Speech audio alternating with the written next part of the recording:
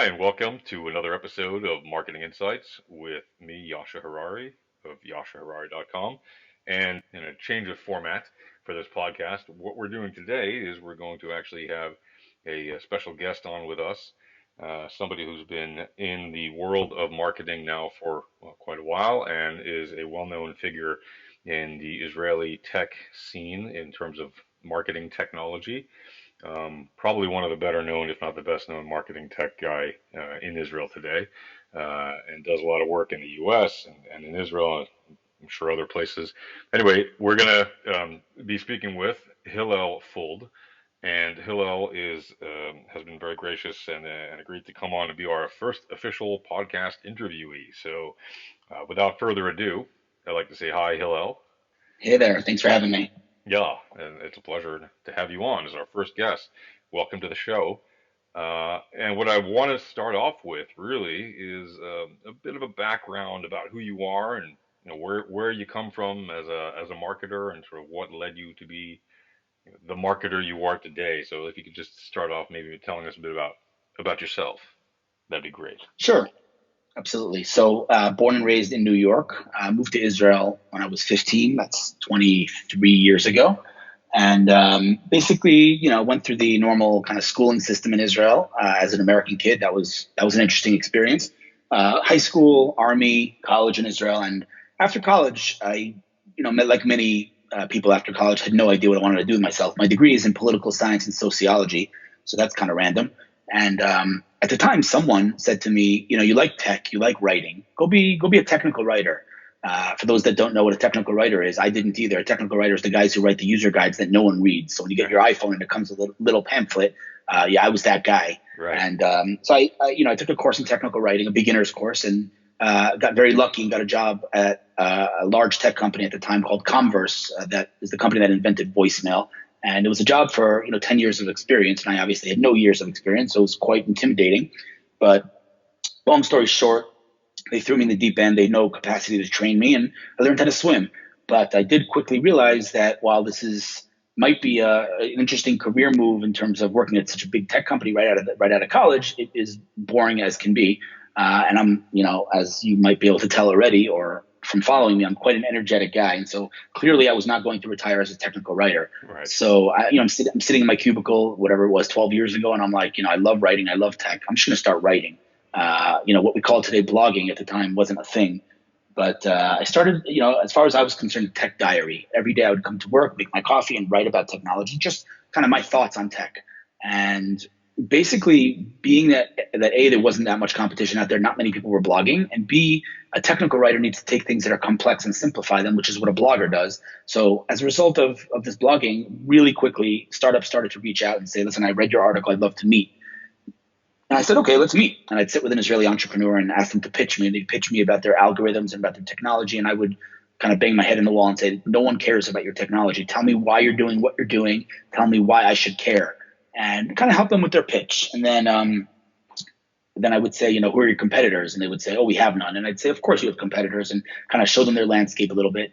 Then I'd ask them, what's your go-to-market? And they would say, oh, a TechCrunch article or some other stupidity. I'd help them with that, and just kind of really offering help. No business model here. I wasn't making any money. I wasn't asking for anything.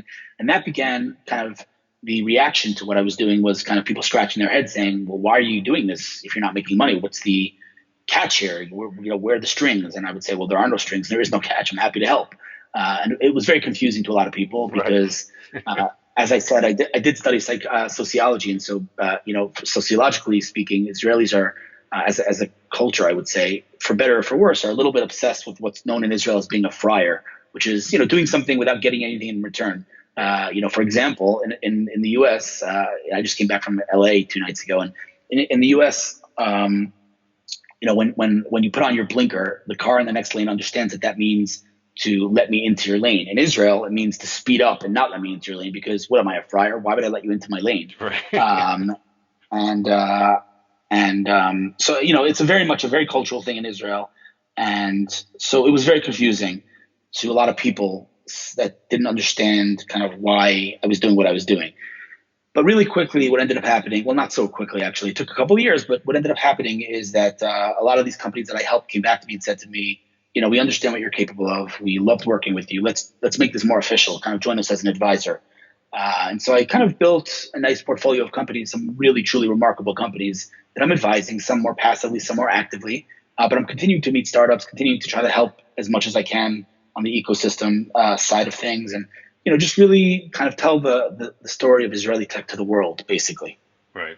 That's, I mean, that's really interesting, background on how to start it, especially considering that you took the sort of, maybe it was an accidental, but the approach of just giving for the sake of giving, like expert advice or insights that you could give, sharing what you thought.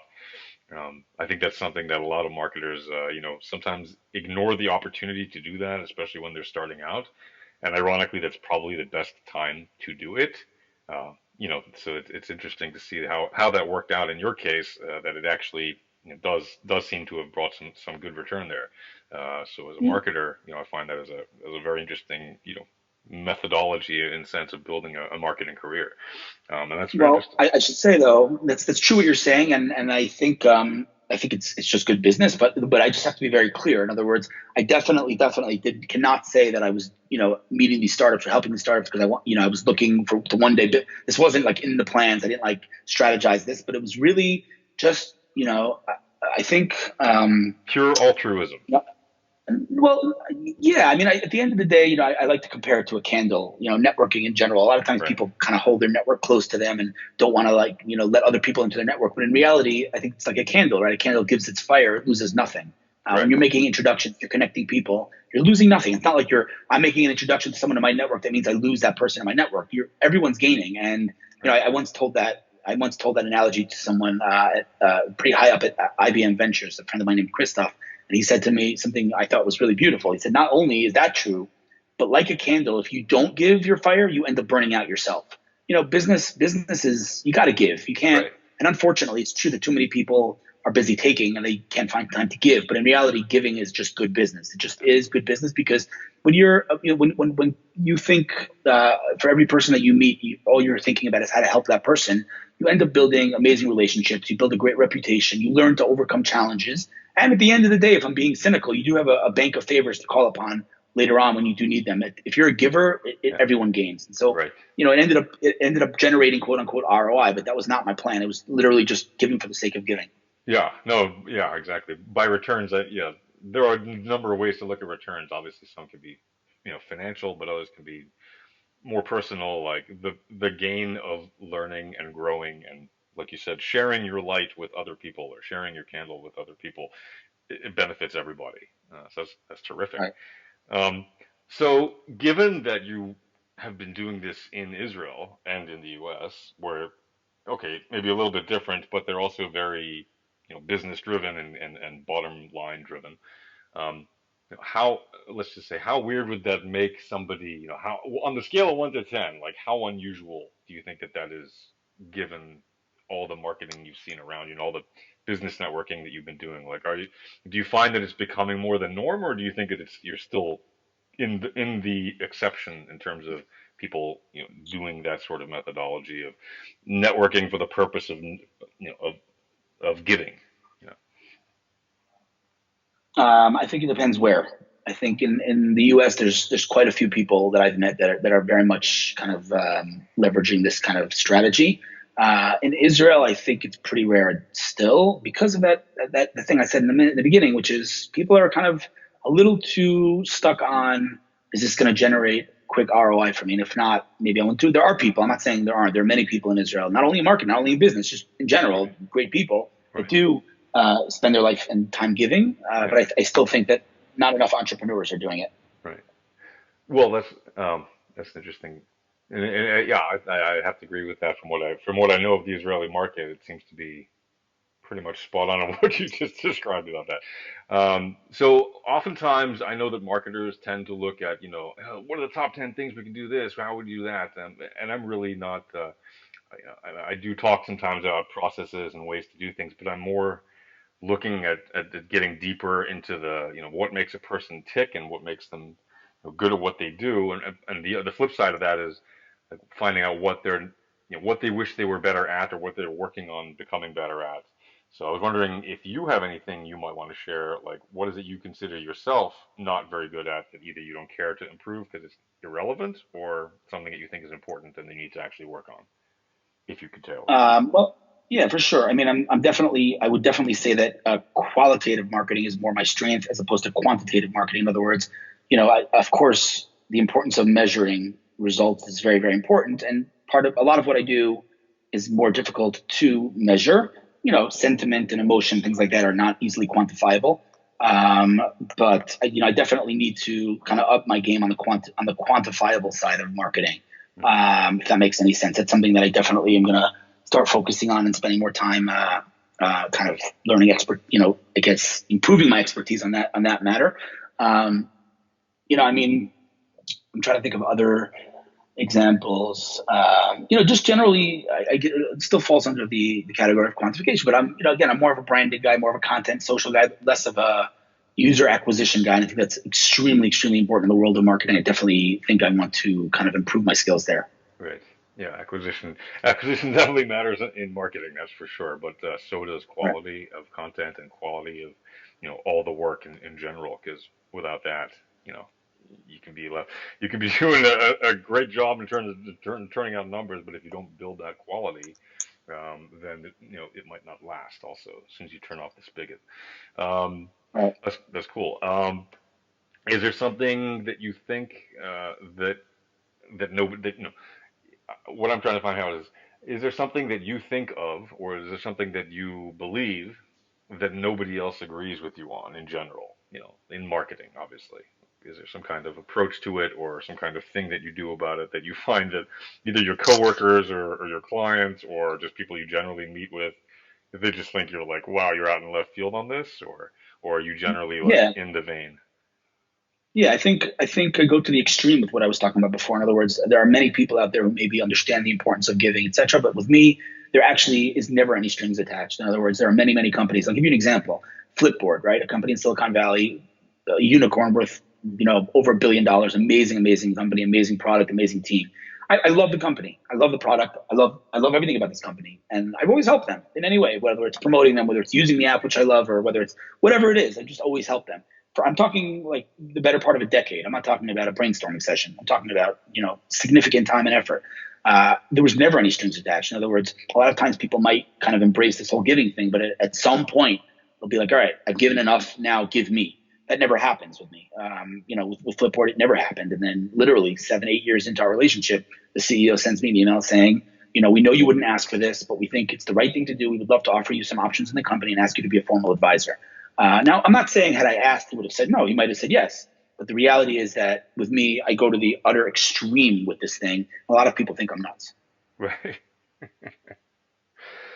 I can see why some people might say that, but on the other hand, if it works for you, right?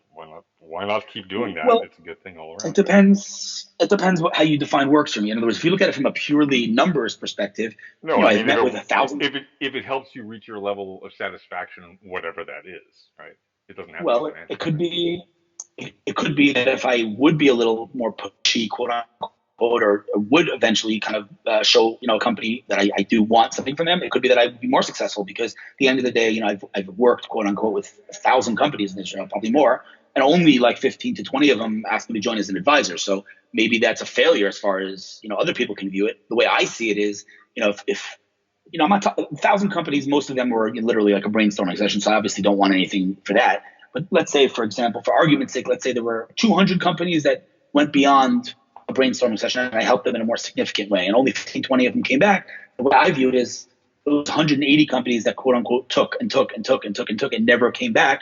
Those are companies. I wish them the best of luck, but not necessarily someone I would want to work with anyway. Just in terms of the type of again, I'm trying to be careful. I don't mean to say that they're bad people. They're great. Right. They're great people, and I Sure. again wish them all the success in the world. But if a company's willing to take and take, and there are several companies like that have taken a lot, given that's not somebody I necessarily want to work with anyway.